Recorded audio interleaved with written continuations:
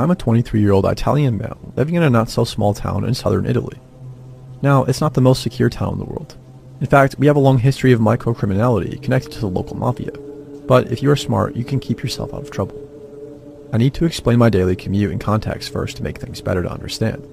Basically, I live in the old part of the town, as it is common for every town to be built around its antique part. And after a 1980 earthquake destroyed a good part of it, it's very affordable to live here, and some parts are beautiful and well kept, while others are not. So you find good families and great folks sharing spaces with more pesky dudes. It doesn't help that the town's castle had been converted into a prison, but luckily only for minor offenders. Now to the encounter itself, which happened just this January. I just came back from uni. It's just a 20-minute drive in the car, but with shitty public transport, it can take up to 1 to 1.5 hours to get home. And as I like to study in the library till it closes at 6:30 p.m., I usually come back home at 8 p.m. or later. I get greeted by my dog. Her name is Maya, a beautiful sweetheart and innocent 1-year-old lab, and I take her for a walk around this part of town, and the castle, since it's her favorite spot to meet other street dogs.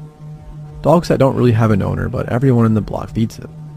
So she was taking longer than usual to do her business, and I was freezing since I was wearing lighter clothes than I should have. I thought it would be a short walk as usual, plus it was snowing, which is super rare here. Like super. And it was the first time Maya had seen snow, so she was excited too. For that, I decided to walk back home and grab a jacket to better take delight in this occasion, and on my walk home, to cut it shorter, I had to pass this abandoned building under construction. It's pretty run down. It has just the pillars and floors done, but a lot of kids used it to play and climb around. Now as I walk there, I see this guy standing there, his back facing me, still like a rock, with his head facing up to the first floor of the abandoned building. Dirty beanie hat, heavy winter jacket, and a tracksuit too wide for his build, and there he was, still. At first I froze in the spot too, but it wasn't an extraordinary encounter since there are a lot of weird people around and I decided to pass on. But the first red alert light was on when I watched Maya, and she had her back for a race and was looking at this guy dead on. She never did this, and as we walked to him, she kept up this behavior, and as we were walking there, she emitted a low-pitched growl that made this man turn around. I never ever saw his face around there. And if you aren't local, you really can't end up there if you didn't want to. And wow, his face was creepy, with typical greasy hair and an undone 3-day beard. He extended his hand to Maya. "Hey doggy, how cute are you?" Stupidly, that calmed me down a bit. Maybe he was just a mentally ill person walking around. I know some of them around here, and they all pretty much look like him. There is a dormitory for mentally ill people whose families can't or don't want to. Yeah, take care of them near here. But when he was trying to pet my dog, I heard something moving on the first floor's concrete. Thought it must have been a cat, but Maya would have already been jumping around trying to catch him, so I looked up and I saw this little girl, probably around 10 years old. She had only fear in her eyes, wide open and really desperate, and I'm not exaggerating this detail. She had a familiar face though. Must have been one of the kids that play around the building. Now, she must have seen me walking my dog around because as soon as she recognized me or my dog, she caught my eyes and tried to whisper help with her lips. After this, I turned my head around and the creep is watching me now. I would like to say he had the usual creepy smile, but he didn't. He just had a very serious face, looking dead in my eyes. I didn't know what to do. I'm a little over 6 feet tall, I think, and kind of imposing, but I've never fought anyone, and I'm a really peaceful dude. In a fraction of a second, this guy looks up again and says, "Calm down, sweetie. We need to get home. The food will get cold." Yeah, sure, totally believable. 10 out of 10. Sarcasm, by the way. "Who are you? What are you doing here?" I ask him. "I'm her uncle. I need to get her home to eat," he says with the most serious look. I was thinking about what to answer, with use as an excuse to bring her down and get her to safety, and being the sarcastic bitchy type in this situation, I say, "That's strange because I'm her uncle. This doesn't add up." At this point, the little girl has the brilliance to lean off and say, "Hey uncle, can you help me get home? My mom will get worried." Now this guy didn't seem too threatening at the moment, just creepy, so I go under the building to take the little girl, and as I prepare to grab her, Maya, thankfully, bless all the dogs, first growls at him, then barks. Now she usually has a really feminine high-pitched bark, but with this guy, it was really low-pitched and scared even me. To that I turn around and see this guy with a hand behind his back, reaching for something. Oh crap, I think. I can't fight for anything hand to hand. If this guy has a knife, this would end badly. He stops his reaching motion as the bark is now continuous, and in the heat of the moment, the little girl leaned off, and I grabbed her with one arm, the other one keeping Maya at bay as a deterrent, and while she was descending, I asked if she had a phone. "No, I don't have it." She said that, and you could hear she was on the brink of crying. So as soon as she touched the ground, I unlocked my phone and gave it to her. She took the phone and immediately legged it. I should have been glad about it, but my immediate thought was, if she did all this to steal my phone, I'll be deadly mad. After all, it wouldn't have been unusual, but I basically asked her to take it, so it would be impossible, I think. Anyways, the girl is gone. I turn around and this dude has a knife out. Not a pocket knife though, one of those big kitchen knives you use to cut bakery bread. And me being so careless in the kitchen, I know how sharp those things can be. So I decided to run away too, but Maya decided, nope, I want to stand here barking at him, and I couldn't manage to pull her away. She's almost 30 kilos, but that was a grip too strong even for her. So we were there stalling, and this guy starts swinging the knife in the air. I want to run, but if I leave my dog, I know she could end up really bad, and even if I managed to pull her, he could run after us. And there we were, him swinging the knife with empty eyes, my dog barking, and me shitting myself not knowing what to do. To make things worse, my hands were freezing cold from not wearing gloves, and the grip leash was really starting to hurt. The thing that still surprised me in that situation is the fact that I'm absolutely sure that people around the block could hear the mess, but no one, not a single person, decided to take a look. Anyways, after what seemed like a long time but was probably less than 2 minutes, I hear heavy footsteps from the street I came from, and from there a lot of people show up, probably her dad and some of her relatives or friends, with a baseball bat. This is not going to end up well, I thought. As soon as the creep saw those men, he threw the knife in my direction. Terrible aim, but I still had to move to not get hit. Luckily, and started to run to me, trying to go in the street in my direction.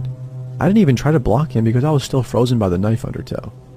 But Maya bit his leg, ripping a piece of the tracksuit off. I still have it. She's so proud of it, one of her now favorite toys. But the dude didn't even care and ran for his life, with some of the girl's supposed relatives behind him. He eventually managed to get them off, but the girl's father came to me. I thought to thank me, but instead he screamed, "Who the heck is that guy? Huh?" Waving the bat around. I looked at the girl telling him to calm down, but he only got more mad until the girl ran up to him telling him that I helped her and gave my phone back. After that, he calmed down and said sorry. Told me thanks for helping her girl and offered to grab me a coffee at his house. Don't worry, not creepy. It's the least you can do to say thanks down here. But I politely refused and went home, deciding that it was already too much stuff to put up with for the night. I was already tired from uni and I slept it off. The next morning, police rang at my bell to take my statement, as the guy managed to run off and showed me a book with all the signal photo IDs and stuff, but nothing came out of it. He probably wasn't even from nearby. You could tell from his dialect accent. It has slight variation from town to town, and that was the end of it.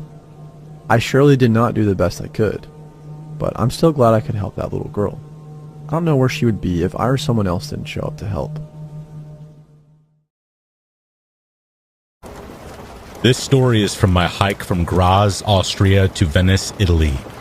It might not be as frightening as some other stories, but I want to share it.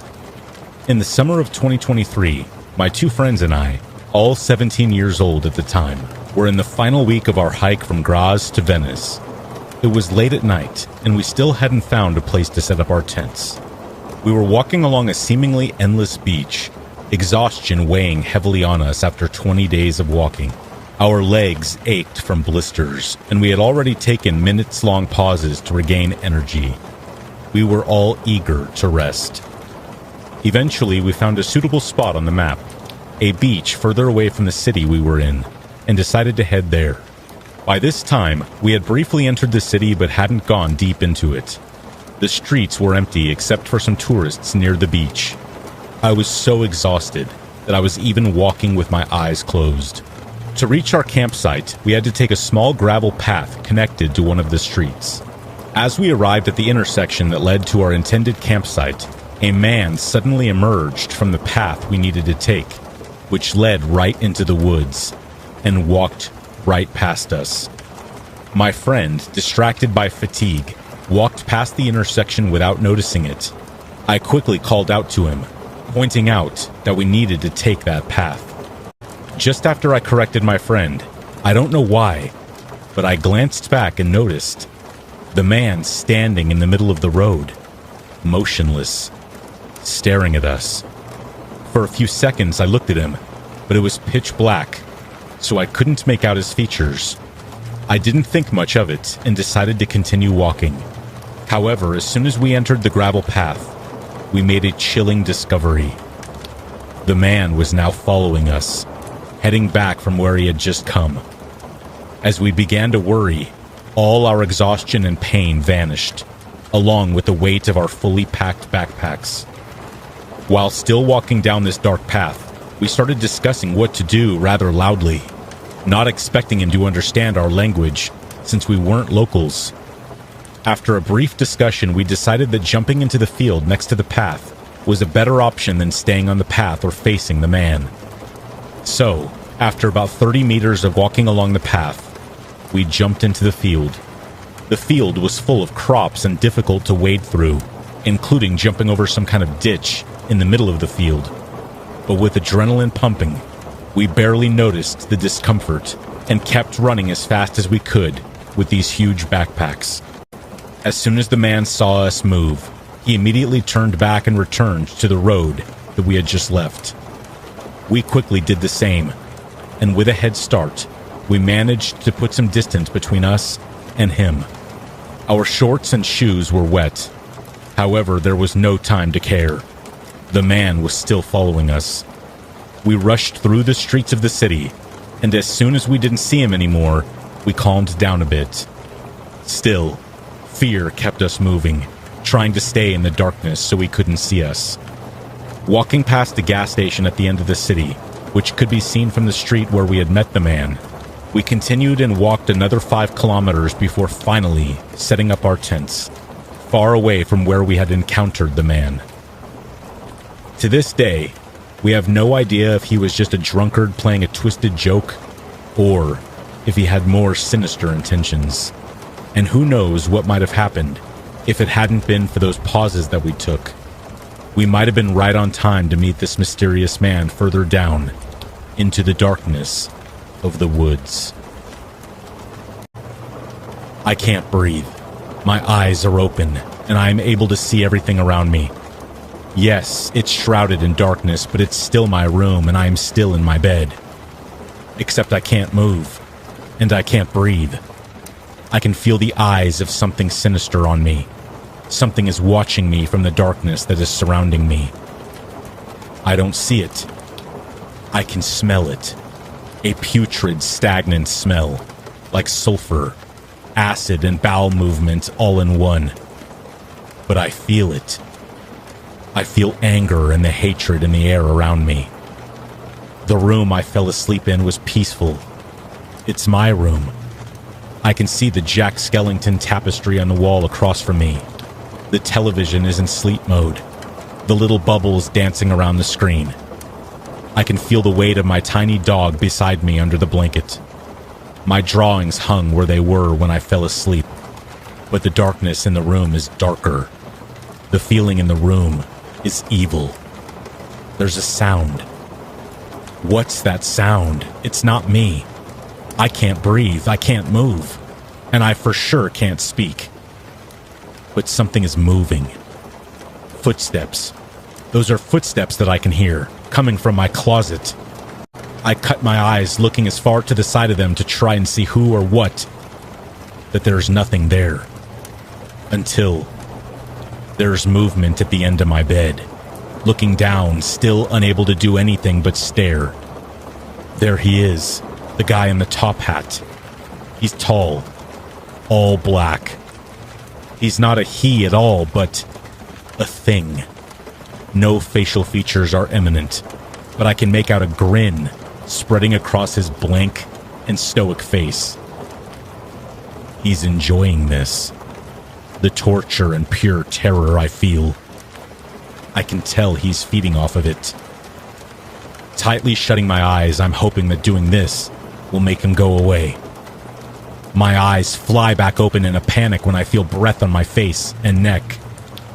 There he is, hovering over me, the grin wider than it was before. I tried to make him disappear. He's mouthing something, but no words are audible. And then in a growling whisper, "I watch you sleep at night. so lovely you are. From this night forward until time ends, I will watch you sleep. Time and time again. Praying in my head that he will just go away, I can feel the tears gliding down the sides of my face. I still can't breathe, move, or speak. I am so beyond trapped, and the terror welling inside me needs to be released. I open my mouth, forming a scream, and in my mind, that's all I'm doing, screaming as loud as possible. Finally, the only thing filling the silence and the darkness that surrounds me are my screams. I sit up as quickly as possible and gather myself. Inhale. 1, 2, 3. Exhale. 1, 2, 3. After I had pulled myself together and obtained the courage to go to the bathroom, I head that way. Upon returning to my bed, I grab my phone to check the time, and there, present on the screen, is a picture taken of me from above. My eyes wide and filled with tears that are streaming down my cheeks, mouth open in the form of a scream, and a dark glaze over my eyes. Those don't look like my eyes.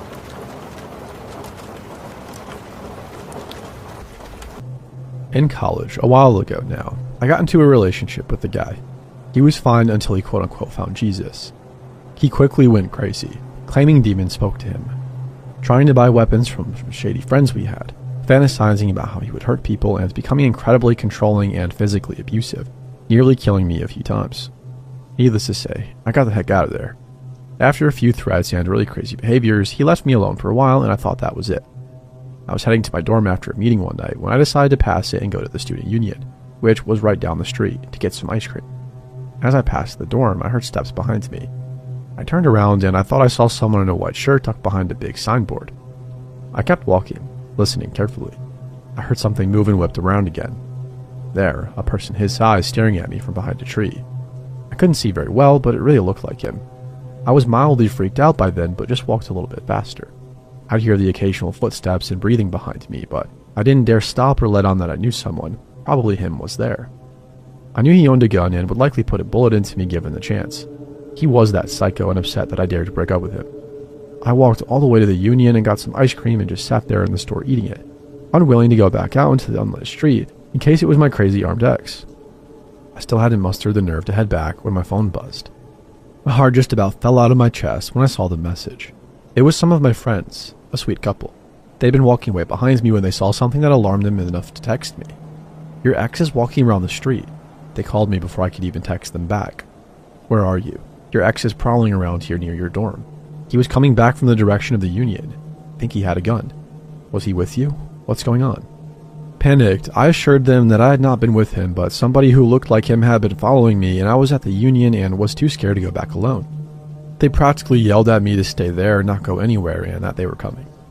A few minutes later, they came running into the union, breathless, eyes wide, asking me why he was by my dorm and what had happened. This was possibly what scared me most of all.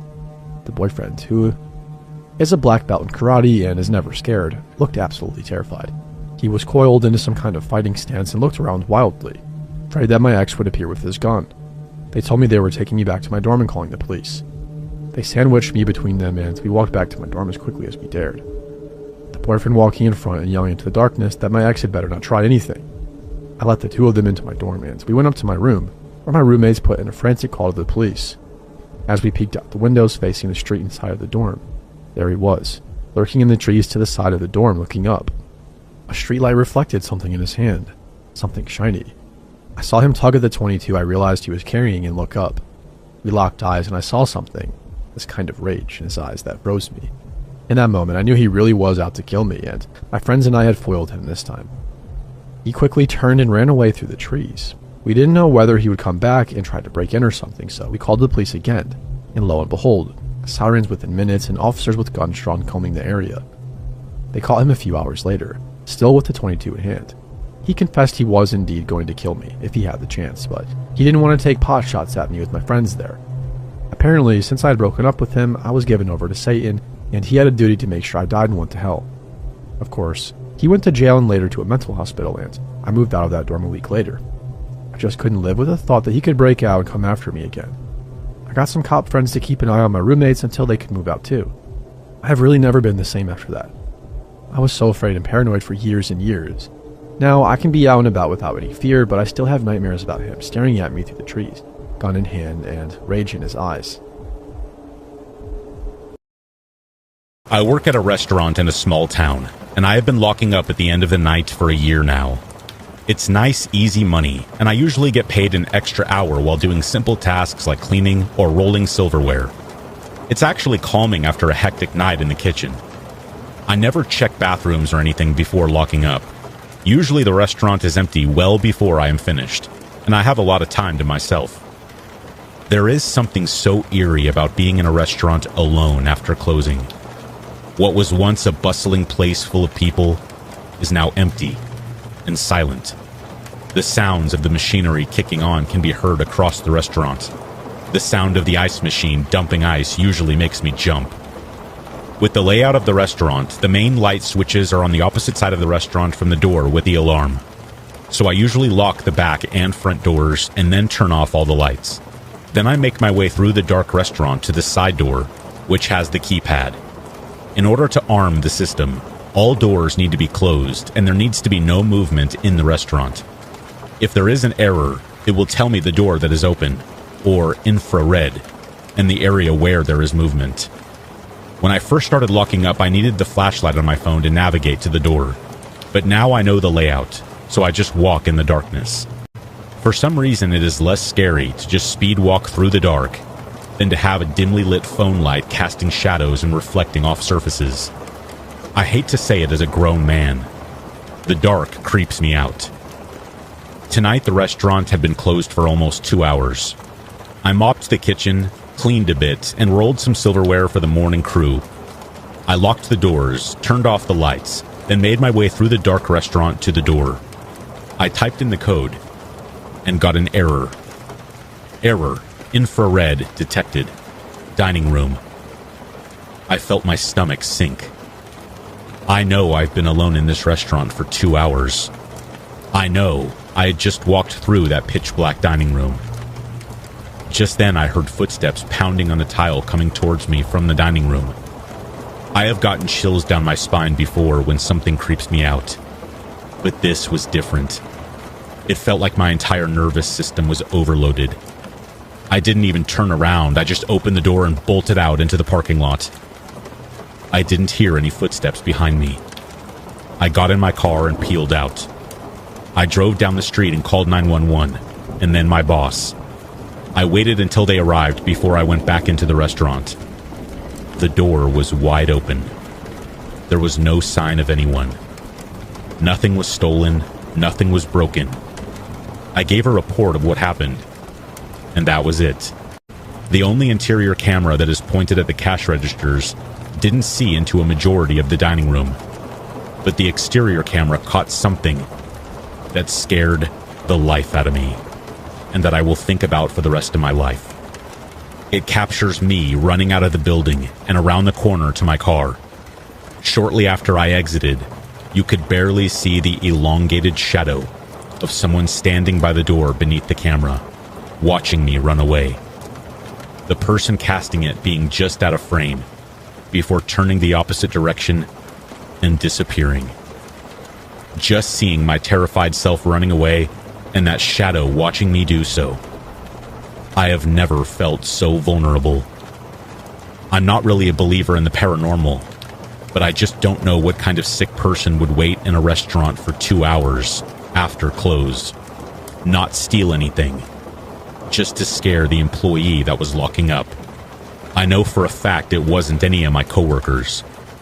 Obviously, there wasn't much that could be done to find out who it was. Nothing shows anyone entering the building after close, and from what we could tell, everyone who entered that day had left. This event still has me questioning myself on whether it was a sick prank someone mentally ill, or something supernatural. In my late teens, early 20s, I was a venture scout and